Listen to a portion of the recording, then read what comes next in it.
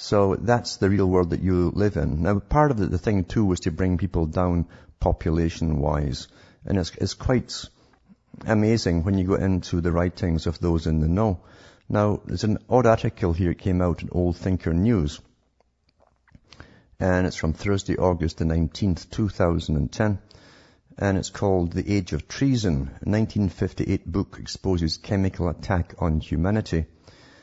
By Daniel Taylor, and it goes into Dr. Swinburne Clymer. Now, I think that's maybe the same Swinburne Clymer that was the head of the Rosicrucian Society and the Philosophical Society. But it's interesting. Here's an article. It says, Dr. Swinburne Clymer was in many ways a man ahead of his time, most certainly controversial.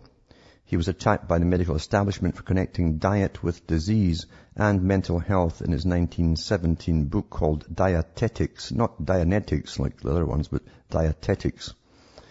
And then it goes into what he actually said.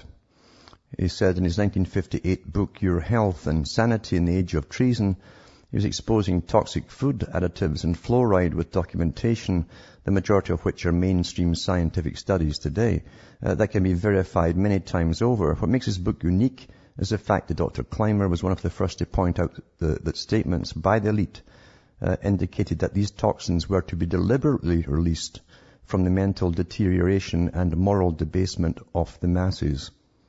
So he was the first to point out it was all intentional, and he used statements that came from the elite themselves, no doubt like Charles Galton Darwin, who put his own book out in 1950, but the same year actually, same decade anyway, 1950s.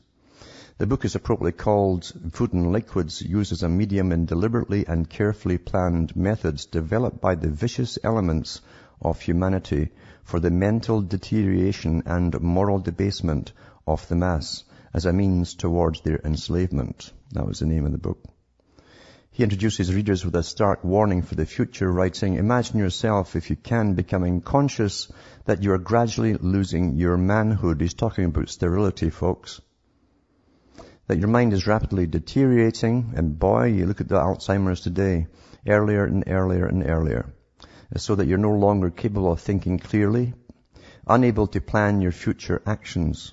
Your resistance is becoming so weakened that you're no longer master of yourself. In short, you're rapidly developing into a moron, a robot, a zombie, readily subject to the dictates of others. Bertrand Russell's 1953 book, The Impact of Science and Society, is cited by Clymer as one of the examples of the elite's desire to dominate the masses. Russell stated that under scientific tyranny, diet, and I've read this so many times on the air, diet, injections, and injunctions will combine from a very early age to produce the sort of character and the sort of beliefs that the authorities consider desirable, and any serious criticism of the powers that be will become psychologically impossible. It says here, now here's where Clymer was dead on. Diethylbistral, endocrine disruption. Dr. Clymer identified the synthetic estrogen, diethylbistral, and I've mentioned this on and on and on over the years. Developed in 1938, but actually had bisphenol A in the late 1800s. He says, as a means to achieve the aims of the elite, Clymer explains that some of the toxic additives discussed in the book may not have been employed for the express purpose outlined by the elite, but they served their purpose admirably. And he goes on to say that the employment of stilbestral by the laity with absolutely no knowledge of the dangerous agent they were employing in conditioning chickens and the meats is mass medication without license. In other words, if you want to infect the food chain, just put it in the cattle, put it in the chicken, you eat the cow, you eat the chicken, and you end up with the stilbestral.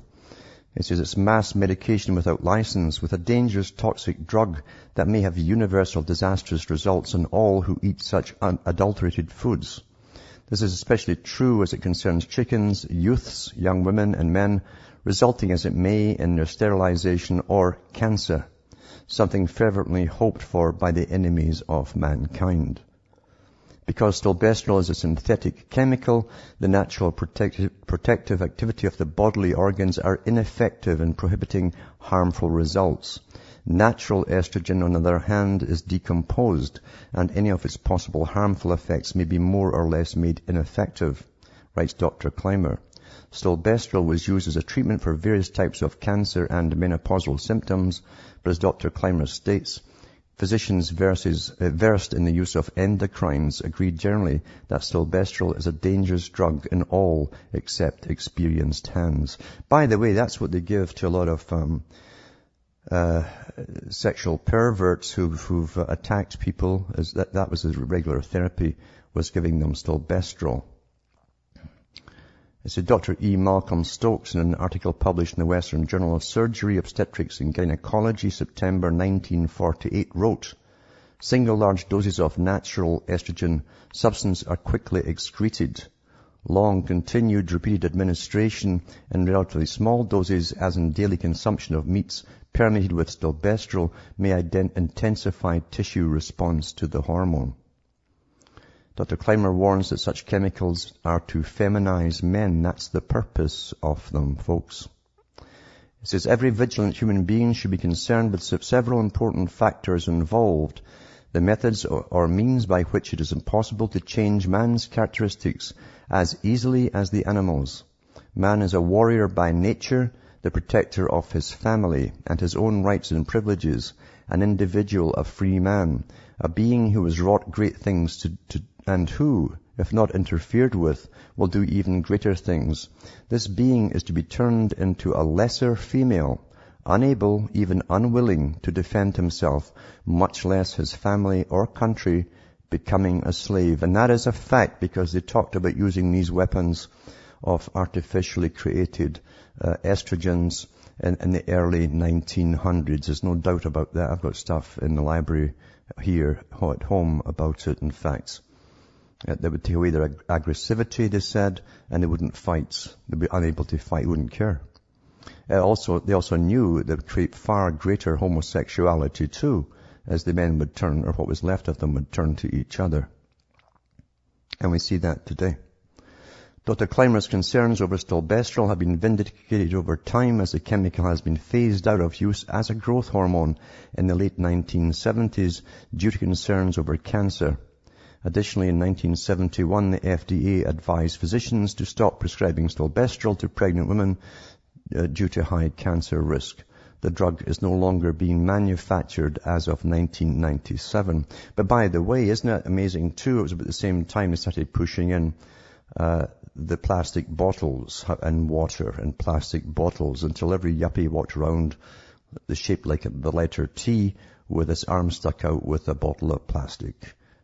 A plastic bottle holding the water. The soft plastic too, just exuding bisphenol A, which is pretty well just as good, if not better, than stilbestrol. Amazing, isn't it? So, anyway, that's an article from an odd source, but he certainly was right on. It was meant for warfare purposes. I've mentioned before about the many techniques they sit in at warfare colleges talking about war. It's not just straight out forward war with the usual conventional weapons. You also have financial wars. You have chemical wars. Now you're also into the sort of estrogen wars as well for long term. If you take a country on long term like Afghanistan that has been known to fight for generations, then you eliminate the future generations of warriors by making sure they're effeminate if they get born at all. This is standard warfare purpose and techniques. So don't think for a minute that they haven't used it on society in general. They certainly have. And the effects are all around you. We are dealing with ruthless criminals. Ruthless. Who see themselves not as criminals, they see themselves as the most advanced species on the earth, a la Darwin, basically.